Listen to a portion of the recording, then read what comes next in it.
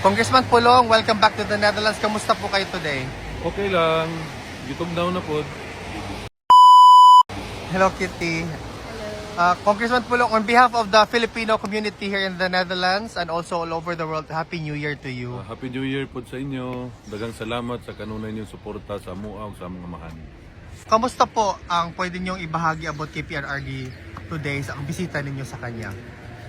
Long hair na siya. Naligo siya pero wala niya gi-apil yung tiil. Ano ba daw? Wala na kakaon. Panood to kay natulog lang siya whole morning. Hantod ni abot ni dito pa ni bangon. Motoy sulti sa security so wala maka-lunch. Marami pong mga kababayan natin ang Tulong na lang eh. Sir. Ganahan ba katawag congressman?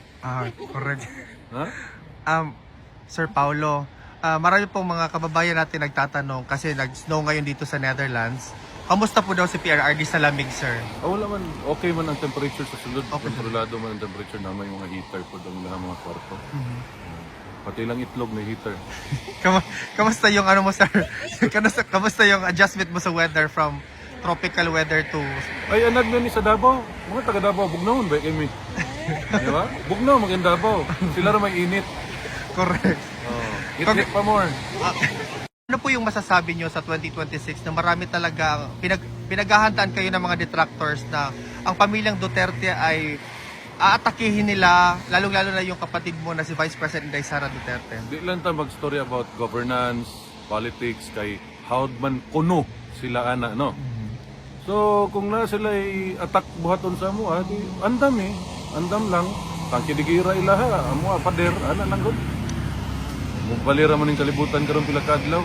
Advice ko na mo kami magstorya may maginsuon na magandam lang, abogado, ana. Di man gud lisod kayo banggaon magstorya ta about governance in which klaro man kayo nga nila kanang yagi mo ko pagkakapitan, no? May balaan nimo ang kawatan sa naong palangdaan ba? Kung unsay na kuha na nila, di na gid na basta makasugod na kagkawat, di na gid na mundang. Munang di po da sila gusto matanggal niya. Ang problema ana, di gusto mo agi og saktong proseso. Demokrasya man katong istoryahan. Di kahulat og eleksyon, di ba? Istoryahan ang impeachment, pabalik-balik na lang, recycle, bisag istorya na ang mga ahensya nga walay nahitabo ngayon ana. Nay klaro sa tutubangan, trilyon ang gikawat, karon gidungagan og trilyon nga kawatonon. So kamo mga Pilipino inyohan na ng pagbuot, no? Ug okay ra sa inyo kawatan mo. Nahibalo pa lang ko, niapil na lang ko. Di ba? Pilipino ra gyud makatubag ana. Ug ganahan mo permi mo kawatan, wa pay problema sa mo. Mo maghilom ra man may mga Duterte skilid. Ay la hilabti kay matamakan nga sobra mamaak mga iro. Correct. Lain pud baya ko maak. Ano po yung gusto nyo sabihin sa mga kababayan natin for the year 2026, lalo-lalo na bagong taon lang?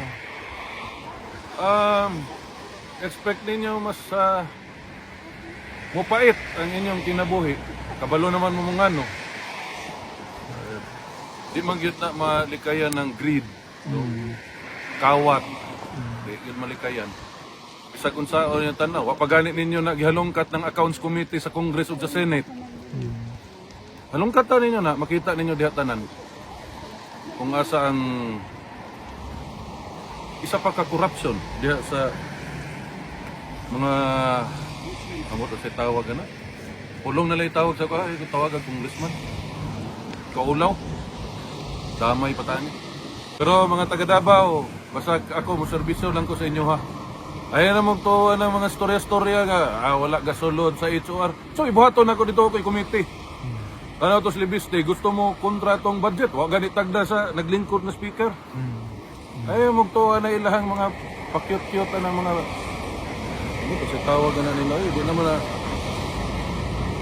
cockroach.